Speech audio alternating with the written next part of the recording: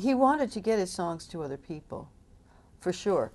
His experience with performing, I think, was exclusive to reading poetry at these little gatherings in Montreal and Toronto. In fact, I think I've seen footage only of those readings, dressed in a dark suit, very conservative looking.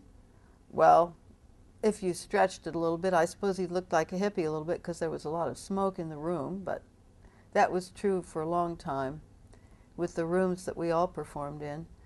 And I don't believe that he had any concept of bringing himself out on the stage to sing. He really did not think he could sing. And obviously, he's singing very well.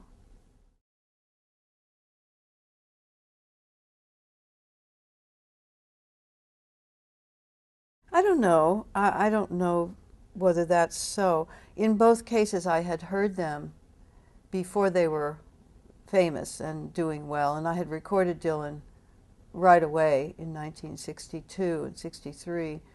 But I met him in 61 when he was singing old Woody Guthrie blues, and Albert Grossman gave me a tape of Bob Dylan's.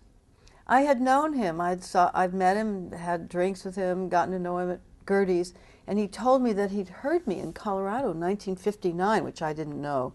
And he used to say, "Yes, I sat at your feet." And I had no memory of that at all. But you see, I knew immediately that Leonard could sing. I knew immediately that Dylan could sing. There was no question. And even though my own direction is very different in terms of being a singer, I was carried by the phrasing and by the intention of the lyrics. That for me, triumphs always. That's why it always upsets me if I can't understand the words. If you go back to Dylan's early albums, you can understand every word. And when I first heard the tape that Al Grossman gave me, he said, "You know, this was before the first record of Dylan's was released. It was an album of a lot of his new songs, like Blowing in the Wind, and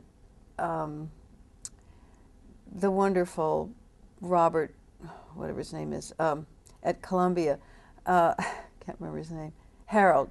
John Hammond? John Hammond, who tried to sign me about a week after Jack Holzman signed me to Elektra. I got a call from John Hammond who wanted to sign me, and I said, "Well, I'm committed already to Elektra, so thanks, but maybe next time." And this tape, which it was a little tape. I don't know how I played it. I suppose I must have had a tape recorder or something. And it was filled with these first songs of Dylan's. And Albert said, "People say he can't sing." And I said, "Wrong. Oh boy, can he sing." But the point is, what is he singing? These songs are staggering. They're staggering. So perhaps it's possible that without Dylan, but then without Dylan, the whole picture would be very different. He did something, I think his brilliant idea to pick up the electric guitar, which I understand he did in Manchester at a hotel there that I stayed in recently, was remarkable. But the really remarkable thing was the songs in the first place. They just blew down the walls everywhere and opened our minds to something that was very, very important.